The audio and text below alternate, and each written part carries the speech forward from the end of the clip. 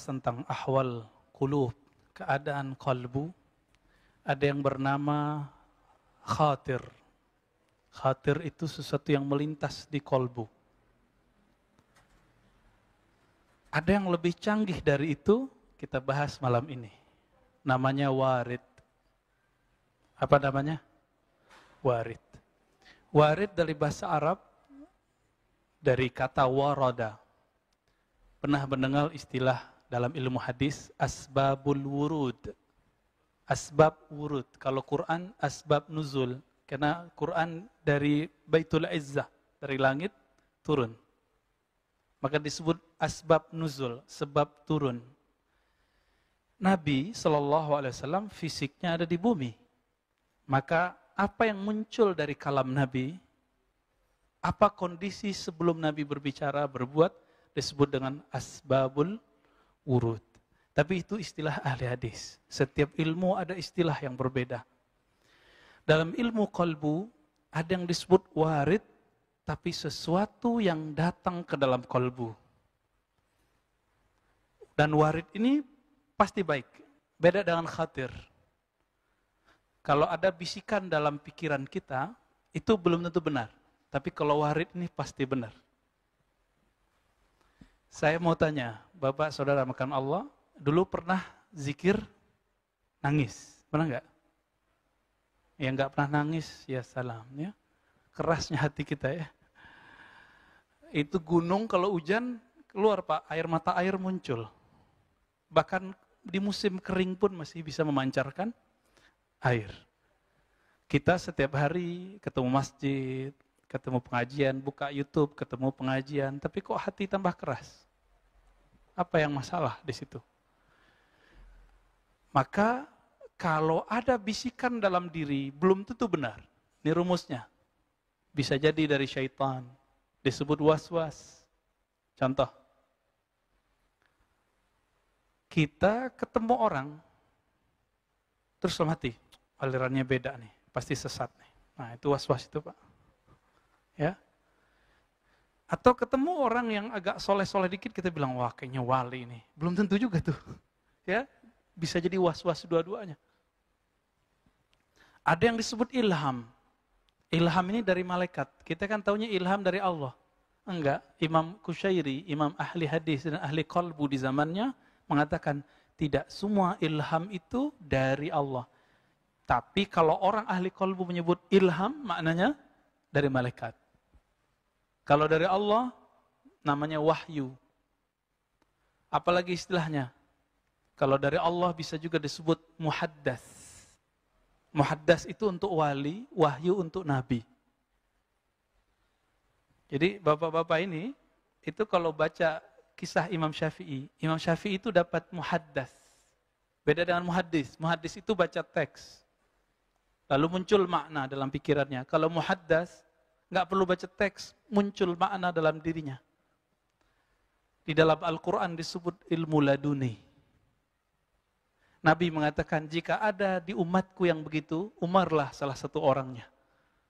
Jadi Umar itu berpikir, coba kalau perempuan berjilbab ya. Turunlah ayat jilbab. Coba kalau begini, ada 3 ayat turun, karena Umarlah yang bergumam. Jadi apakah duluan ke Umar atau ke Nabi? Kan Nabi yang dapat wahyu, kenapa Umar yang berkomentar? Nah ini yang disebut muhaddas. Apa namanya?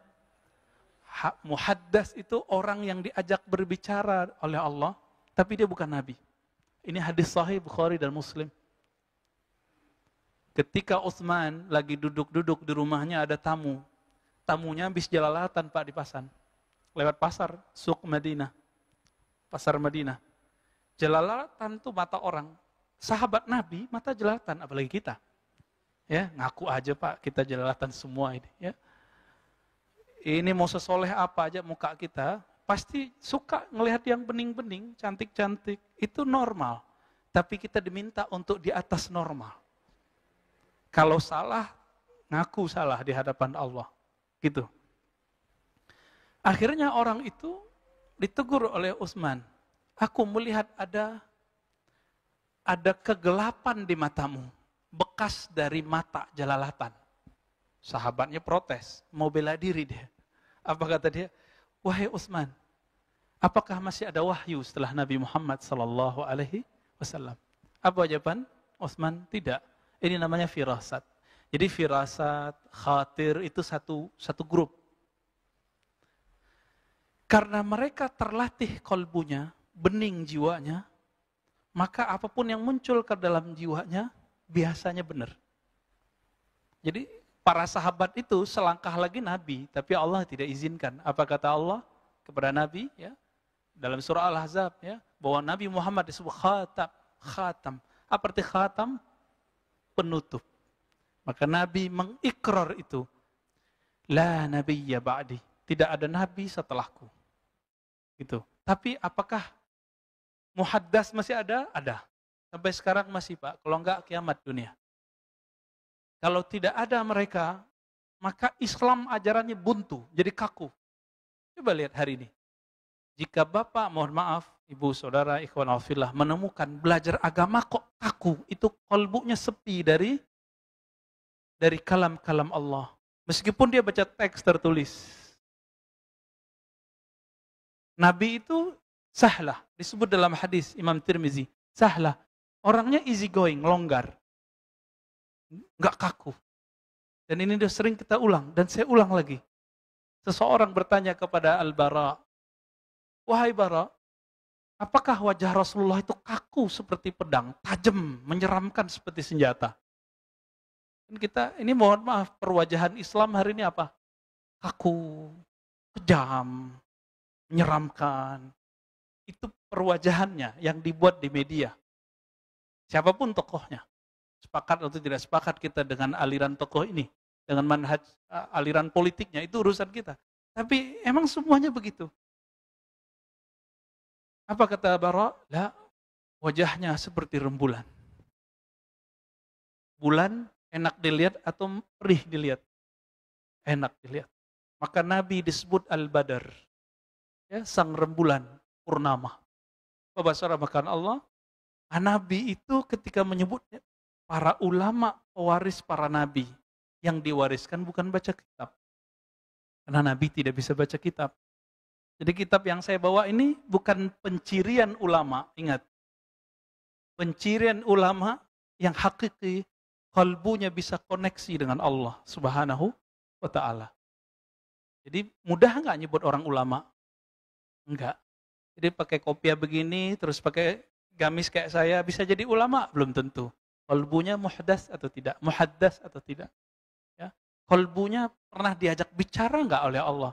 Dan dia merasakan kesadaran itu atau tidak? Para sahabat mereka terlatih. Terutama Ashabul Badar. Yang 313 orang itu.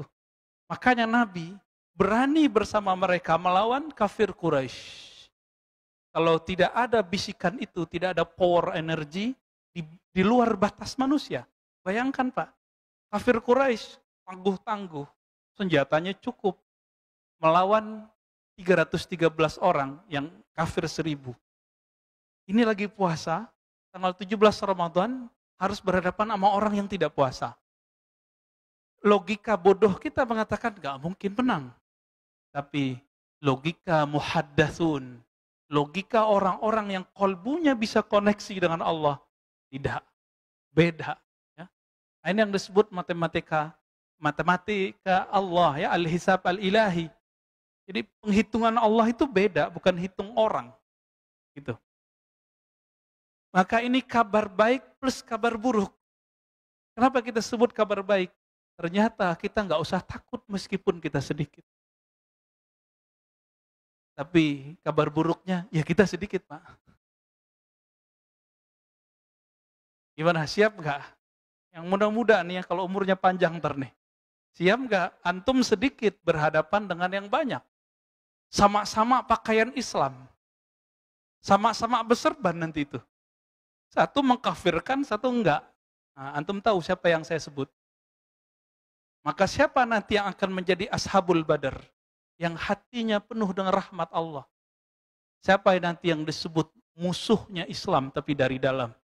Yang di dalam kolbunya ada kebencian bahkan kepada orang yang membaca la ilaha Allah. Hati-hati, ini saya udah kabarin begini udah lama. Dan ini akan muncul, Pak.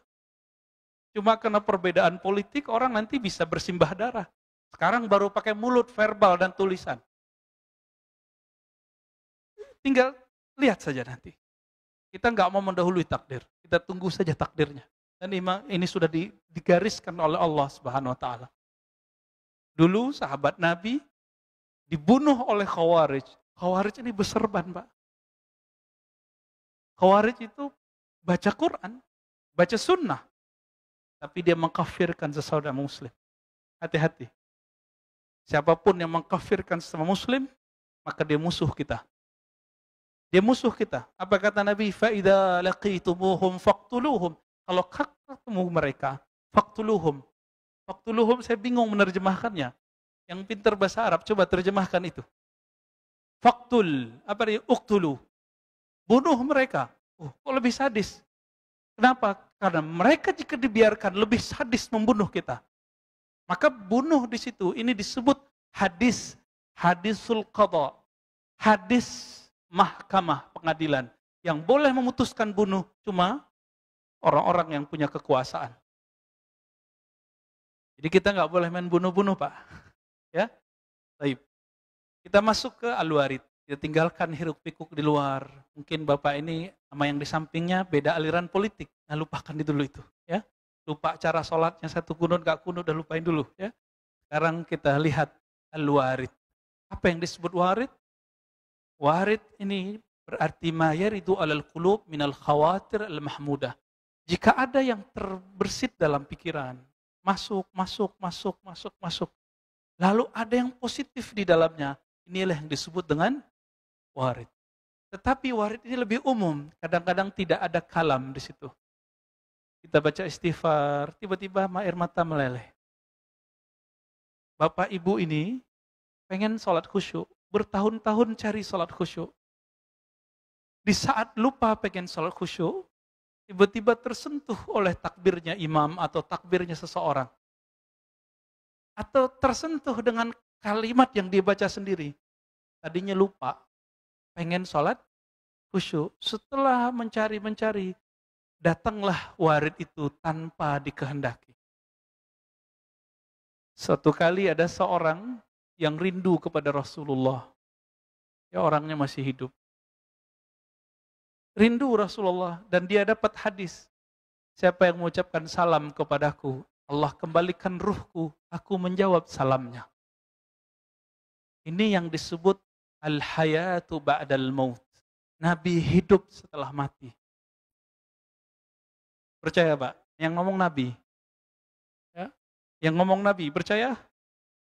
Ini yang disebut oleh Imam Sidi Ahmad At-Tijani dalam kitabnya Al-Faidur Rabbani. Beliau dulu pernah belajar di Madinah, lalu pindah ke Maroko, orang Aljazair, ahli hadis. Apa kata beliau? Inilah dalil bahwa Nabi kita, Nabi Muhammad SAW, bisa hidup setelah meninggal. Gimana caranya? Sampaikan salam dari dalam diri, dari dalam kalbu katakan, Assalamualaikum ya ayuhan Nabi, warahmatullahi wabarakatuh. Atau assalatu wassalamu alaika ya Rasulullah.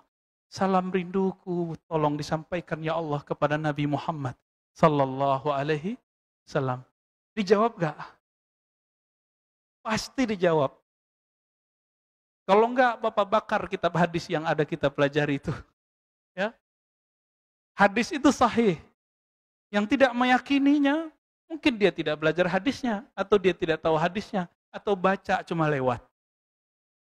Kadang kita dengar ayat, contoh tadi, imam sebanyak itu baca ayat, ada yang masuk nggak Pak ke dalam diri? Banyak yang lewat. Mau sebagus apapun bacaannya, jika tidak dapat warid, ayatnya tidak tembus ke dalam kolbu. Cuma enak didengar. Berarti kita jarang dapat warid, ya. Tapi sering dapat khawatir. Makanya kalau lagi sholat, masih ngomong aja di dalam. Ya kan? Masih ada yang berbicara dalam diri kita lagi sholat. Dan itu mengganggu. Nah, si warid ini, dia datang dari Allah Subhanahu wa Ta'ala, kadang datang dari malaikat. Dua itu aja. Dari Allah atau dari malaikat. Tapi ada satu hal yang spesial. Dia datang dari dalam ruh. Itu yang permanen. Karena ruh itulah yang berkoneksi kepada Allah. Maka jika datang dari ruh, itu nggak akan pernah lagi berubah. Meskipun zahir orang ini tidak suci. Meskipun dia dijeblosin lagi ke maksiat manapun, pasti balik lagi. Apa ciri-ciri orang dapat warid? Dapat anugerah. Jadi kalau boleh kita terjemahkan, warid adalah anugerah rohani. Banyak orang punya sajadah bagus, punya baju bagus, kopiah bagus, serban bagus, tapi khusyuknya belum bagus. Berarti belum dapat warid. Gak usah khawatir. Allah itu kaya. Kaya atau miskin Allah itu? Seandainya semua kita dikasih khusyuk, Allah masih punya perbendaharaan khusyuk nggak? Jadi nggak usah pelit memikirkan itu. Ya, maka kalau antum sudah ketemu guru yang bisa melatih kita, kalbunya lembut, bawa teman sebanyak-banyak mungkin ngaji kepada orang itu. Karena itulah kunci ada di sana. Orang ini disebut al-waris al-Muhammadi. Dia pewaris ajaran rohani Nabi Muhammad sallallahu alaihi wasallam. Yang Nabi wariskan bukan sekedar, mohon maaf, jenggot panjang. Enggak. Nutup aurat, iya. Serban, iya. Tapi yang paling penting di situ adalah kolbu yang dapat warid. Nah, maka bagi ahli kolbu, warid ini hampir setiap hari dirasakan. Sebagaimana setiap hari fisik ini mendapatkan nikmat. Saya mau tanya Bapak Saudara Allah. Setiap hari dapat nikmat nggak? Nikmat kan bukan fulus doang. Bahkan fulus doang? Enggak. Bisa nafas nikmat nggak? Yang pernah asma coba pikir-pikir. Iya ya. Yang pernah asma Pak. Yang pernah dulu pakai tabung oksigen. Atau apa tuh kalau lagi COVID dikasih apa namanya? Ya, biar nafasnya agak legaan gitu. Ya, yang pernah merasakan itu nafas nikmat gak? Tapi nikmat ke badan. Saking seringnya kita dapat nikmat nafas, kita lupa kalau kita dikasih nikmat. Gitu. Maka Allah Ta'ala tegur, kalau kamu tidak ingat aku saat aku kasih nikmat, aku akan ingatkan kamu dengan mencabut nikmat. Pilih. Pilih yang mana? Sadar saat masih nafas atau sadar saat ngap-ngapan sakaratul maut? Ya, insya Allah hadirnya kita, tanda kita masih mau sadar. Semoga Allah terima. Amin. Ya. Maka bagi ahli kolbu, khusyuk itu bagi mereka, itu sudah setiap saat, udah biasa sekali. Kenapa? Setiap takbir dia sudah merasakan nikmat.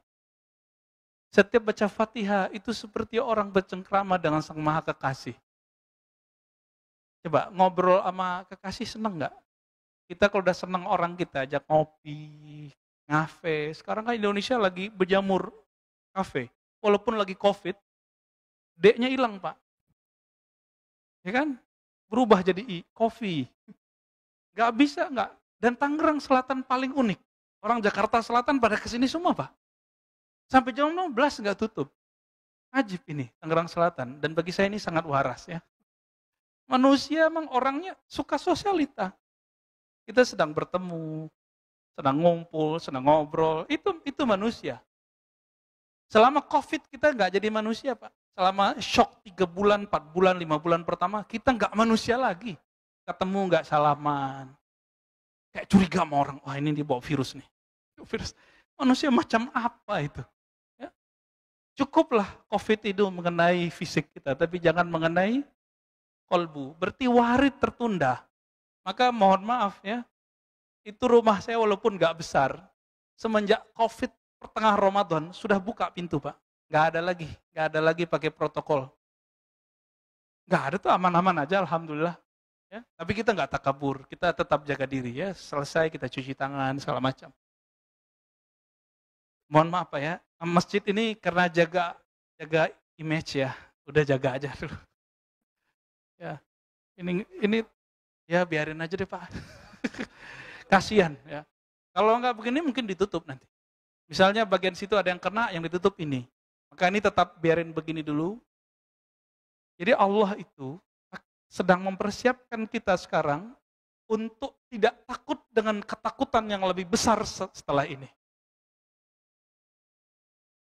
Bukan nakut-nakutin, Mbak ya. Tapi kapan waktunya saya tidak tahu, hanya Allah yang tahu. Karena Nabi SAW mengatakan setiap zaman akan bertambahlah fitnah, kekacauan, ketakutan. Kalau nggak kuat minta nyawanya diambil Pak, insya Allah diambil sama Allah. Tapi kalau mau jadi pejuang akhir zaman, ya latihan warid, biar nggak salah pilih guru nanti. Biar nggak salah pilih pemimpin imam nanti, imam rohani. Warid ini, orang yang punya warid, dia akan menemukan al-imam akhir zaman. Tapi kalau nggak punya warid, antum emosi lebih banyak. Ya. Suka nyerang orang lain, suka mencari kesalahan orang lain, beda sedikit, hantam dengan verbal, hantam di status-status sosial, sosmed.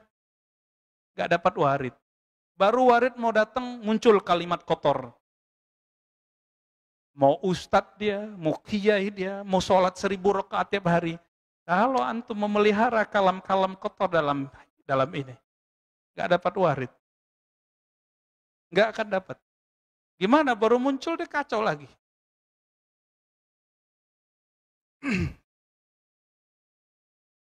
Mimma la yakunu bita'ammudil abdi. Ciri-ciri dari warid itu tidak bisa disengaja. Maka tidak ada orang namanya khusyuk itu dibuat-buat, nggak bisa. Nggak bisa.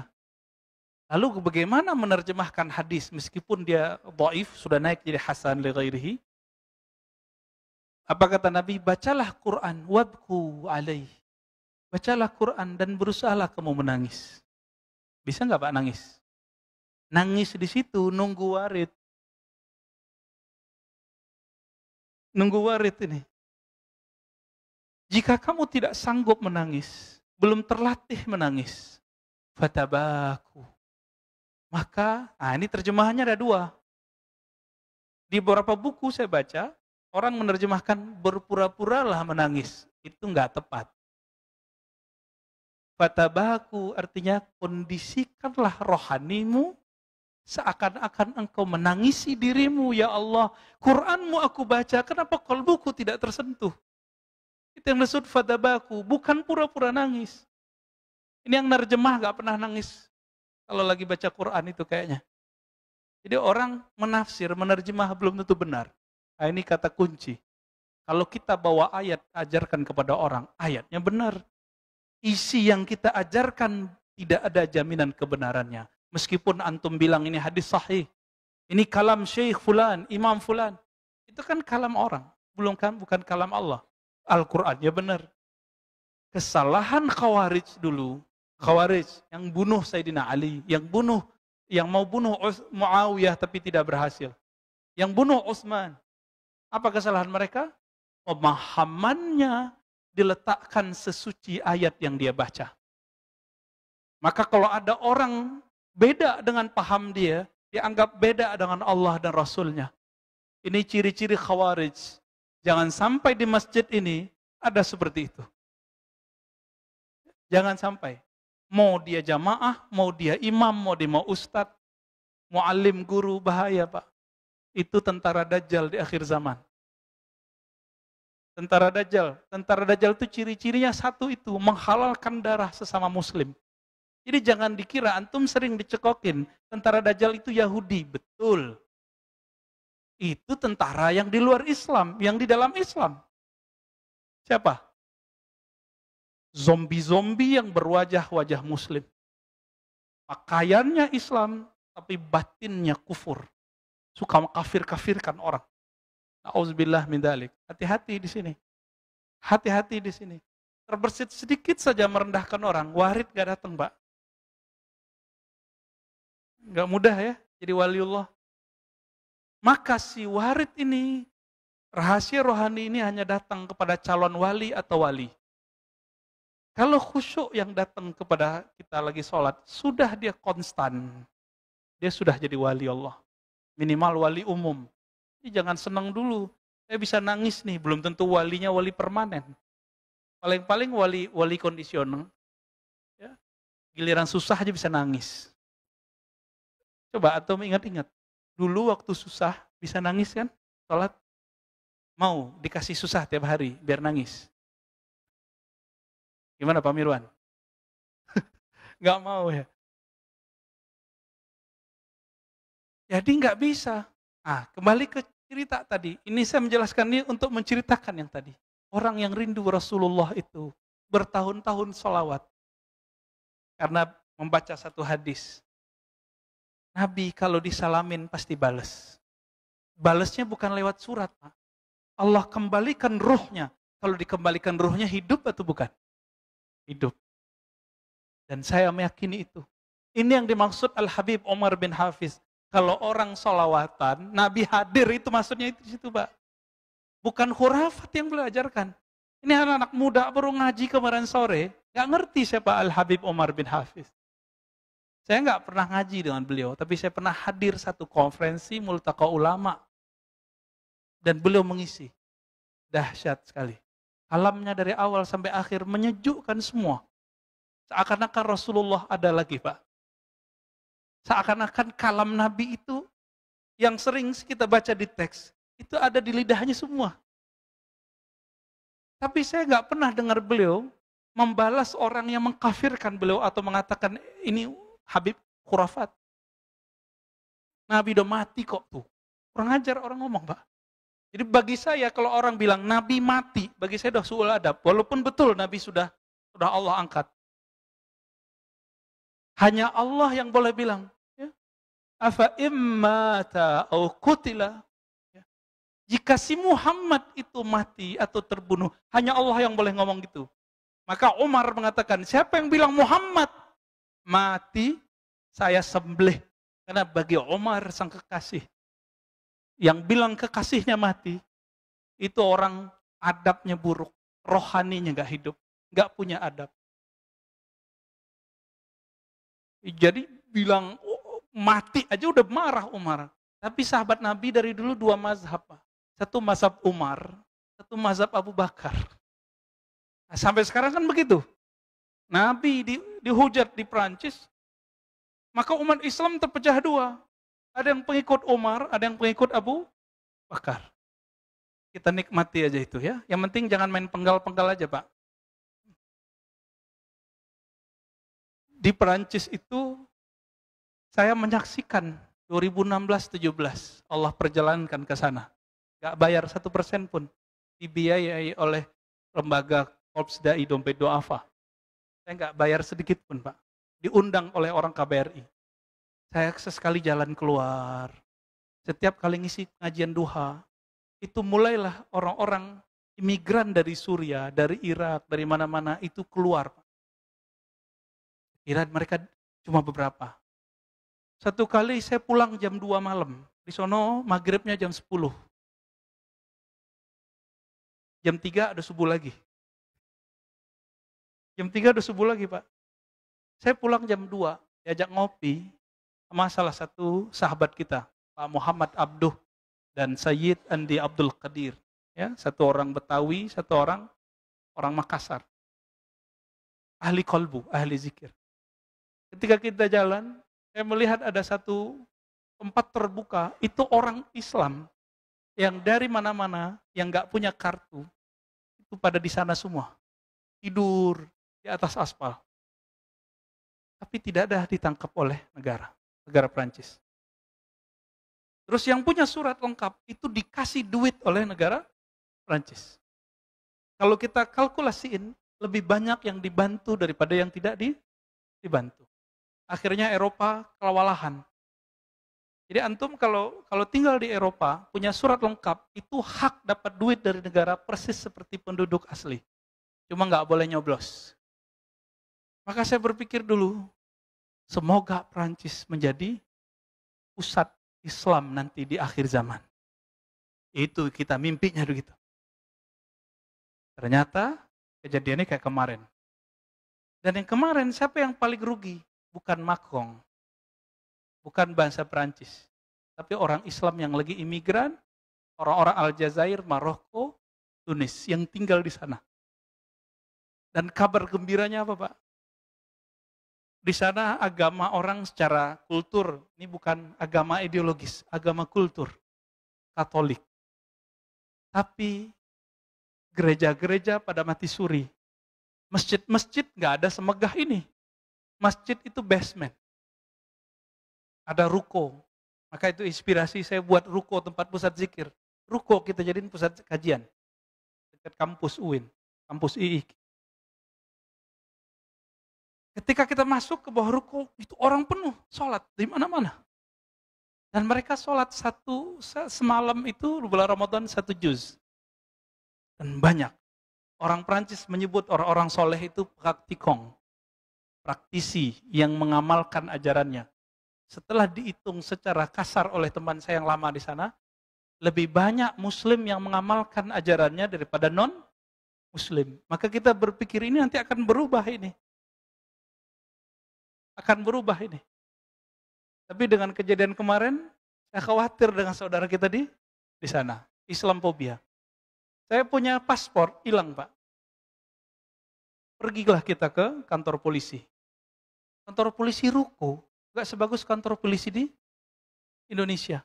Tapi waktu masuk saya kaget. Tapi gak berani foto, ada CCTV. Ada di situ kalimat. Kalau diterjemahkan lebih kurang hati-hati terhadap jihadis. Lalu saya ngobrol dengan orang-orang di sana. Maksudnya orang Prancis anti-Islam, anti-jihad atau gimana? Enggak. Mereka itu sudah punya pemetaan. Mana Islam yang moderat, mana Islam yang teroris. Tapi Syekhul Azhar tolak istilah itu. Islam mana ada teroris. Nah ini yang lagi diperkarakan oleh guru-guru kita di Al-Azhar. Ya, Syekh Ahmad Thayyib. Coba ganti diksinya, Islam tidak teroris. Kalau orang mengaku Islam teroris banyak.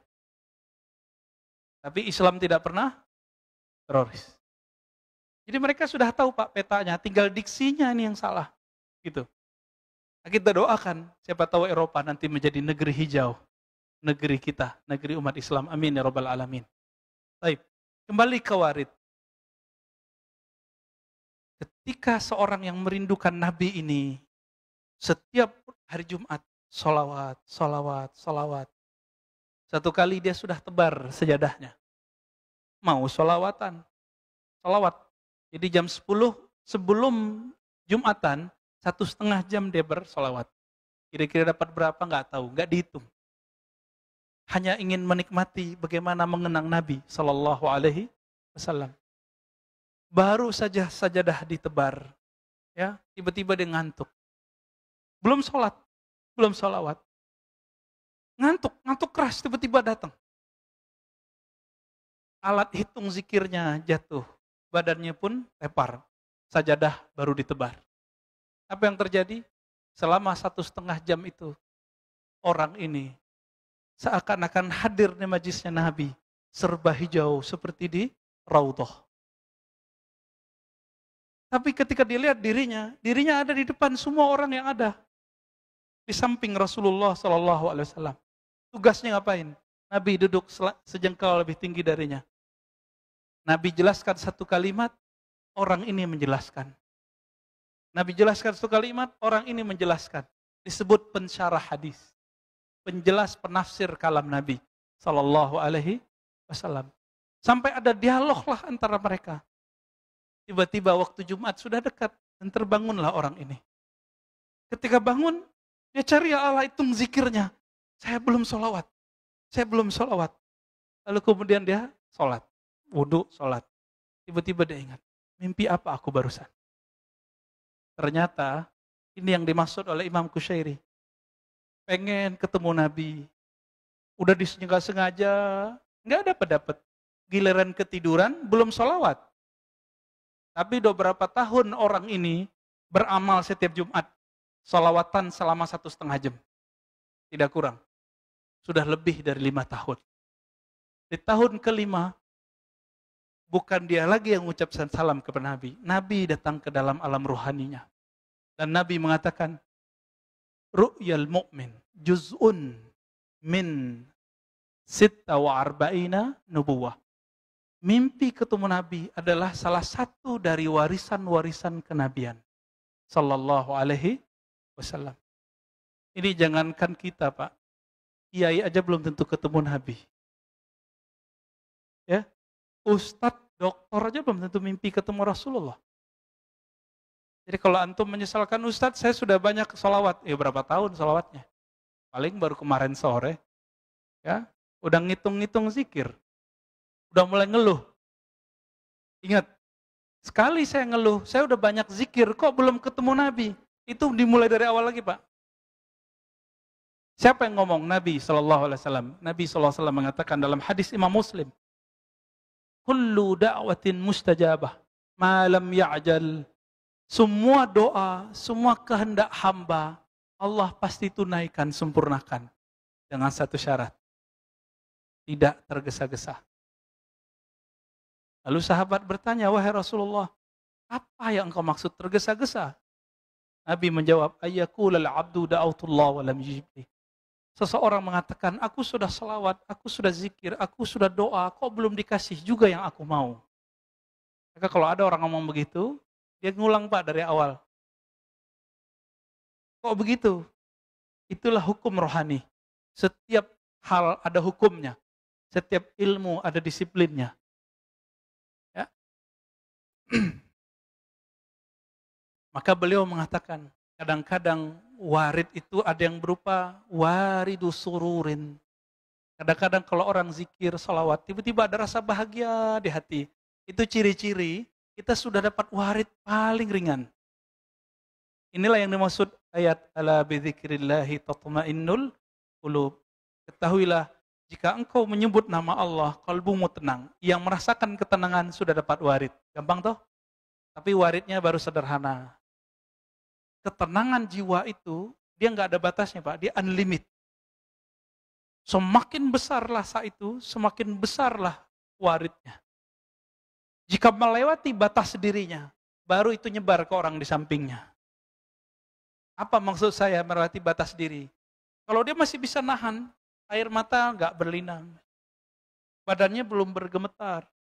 Tapi kalau sudah tumpah melewati batas fisiknya, air matanya berlinang. Kalau dia jadi imam, tiba-tiba dia terisak. Atau tiba-tiba dia baca Quran syahdu sekali, padahal bacaannya biasa-biasa aja. Satu kali ketemu seorang guru, baca kulhu aja baca salahnya, Pak. Tapi kolbunya, isinya adalah kul wallahu ahad itu. Allah Esa. Hanya Allah di kolbunya. Kita minta doa. Orang dari Jakarta datang ke sana. Minta, Tuhan tolong doakanlah kami. Beliau pandang saya. Yang jago doa mah Ar-Razi. Ya, bisa bahasa Arab dikit-dikit lah. Saya bilang, Syekh, yang diharap sekarang doa antum. Bukan doa saya udah kebanyakan. Dan banyak juga yang gak jelas. Terus gimana? Kita kasih isyarat. Langsung beliau buka. Baru baca bismillah, Pak. Beliau bergemetar nangis. Semua yang hadir di tempat itu menangis. Padahal cuma baca bismillah. Kenapa bisa baca bismillah? Bikin getar. Beliau bergetar, melewati batas matanya, akhirnya mata semua orang pada nangis. Nah, inilah hebatnya kalau ketemu sama ahli kolbu. Ini yang disebut oleh Imam Kusyairi. Kalau ingin mengobati kolbu, bertemanlah dengan orang soleh. Soleh itu bahasa Arab, bukan penampilan. Soleh itu kesamaan luar sama dalam, itu disebut soleh. Salihun arti bahasa Arab artinya nasibun. Sesuai yang di dalam ini dengan apa yang di luar ini. Bapak coba rasakan. Setiap malam di sini ada pengajian. Kok beda-beda ya? Karena ada ustadz yang berbicara dengan warid. Ada ustadz yang berbicara dengan wirid. Ada yang dengan ya, ada dengan teks aja. Ada yang dengan tarif. Ya, salah satu sahabat kita mengeluhkan, mengundang seorang ustadz, minta DP 5 juta. Ya, kecil sih, Pak, bagi orang berduit. Tapi bagi jamaah wong cilik di kampung, 5 juta itu besar, Pak. Gak usah jauh-jauh. Sekitar Tangerang, Selatan Depok, bahkan tengah Jakarta, masih ada nggak panitia maulid? Dan itu kita malu, Pak, sebagai orang Islam. Nangguk duit di tengah jalan. Antum malu nggak? Nggak dikasih kasihan. Bingung mereka. Nggak seperti di masjid ini. Masih banyak nggak duitnya? Ya, kayaknya udah mulai merosot juga ini. Ya, jangan-jangan nangkuk juga ntar Pak deh. Apa yang terjadi di situ? Maka antum yang kalau ada di antara yang hadir ini, diam-diam nyamar jadi jamaah, padahal ustadz. Berkah bagi antum mau mendengar. Kalau diundang, mau kemana aja, yang penting dia pertama ngundang, kita masih bisa datang. Datang. Semoga Allah berkahi. Ya. Ini mohon maaf, Allah menyebutkan, ya, ittabi'u man la yas'alukum ajra. Ikutilah orang yang tidak bertarif. Karena mereka yang disebut muhtadun, orang-orang yang dapat hidayah, warid. Kata Imam Suhrawardi, hidayah itu bukan gelar. Dia jatuhnya bukan ke otak. Hidayah itu jatuhnya ke kolbu.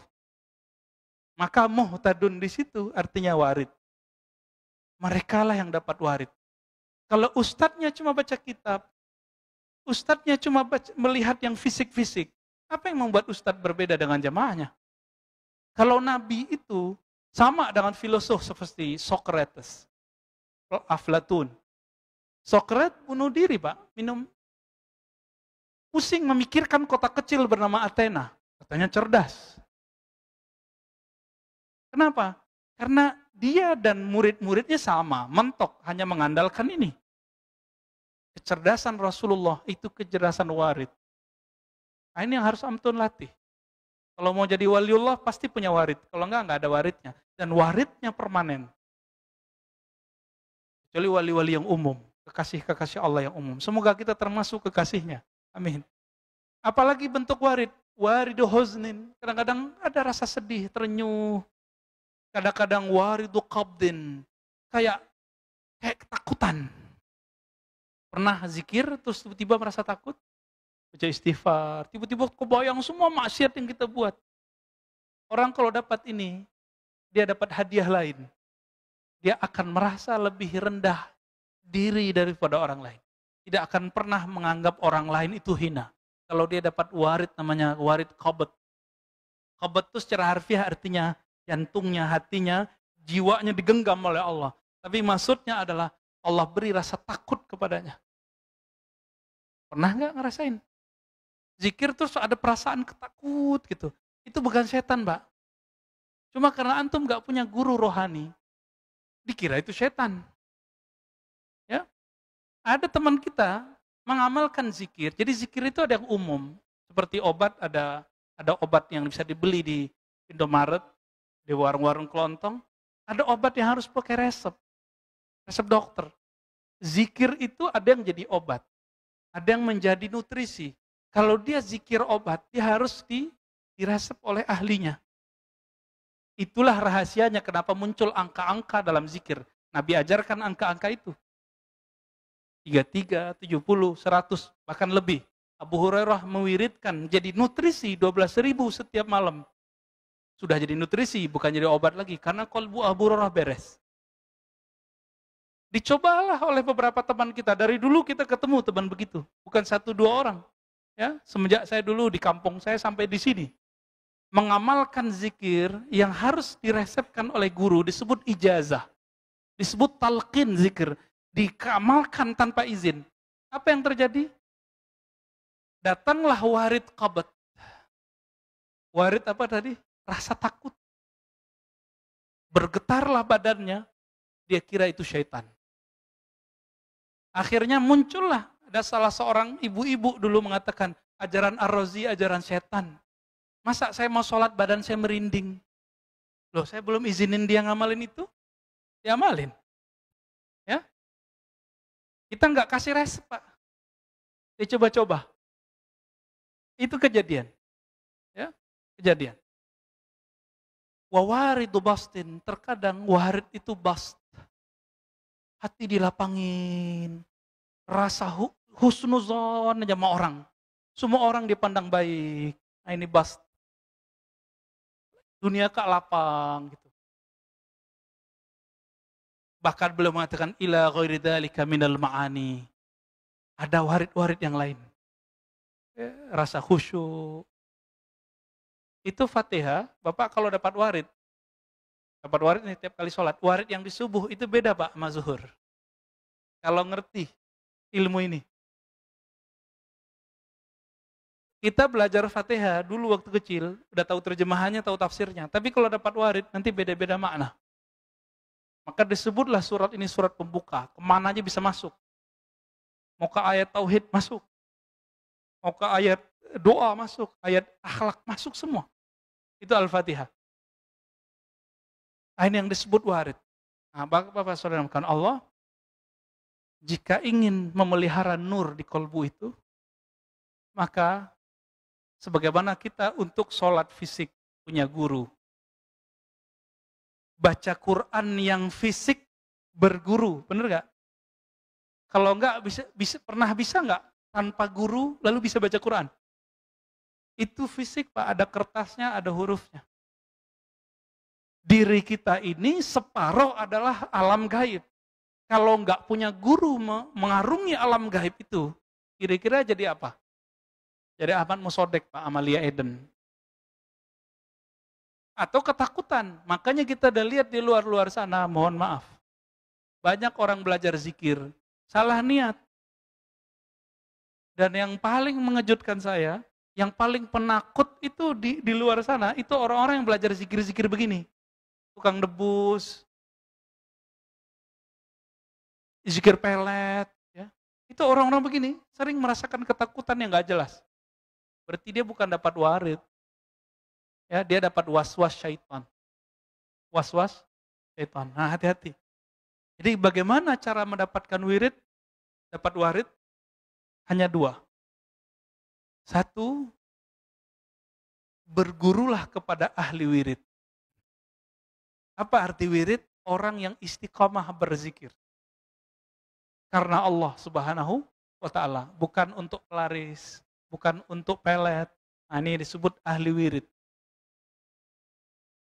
Yang kedua, tiru apa yang orang itu punya. Apa yang dipunya oleh ahli wirid? Wiridnya. Maka yang kedua, hendaklah seorang kita punya wirid.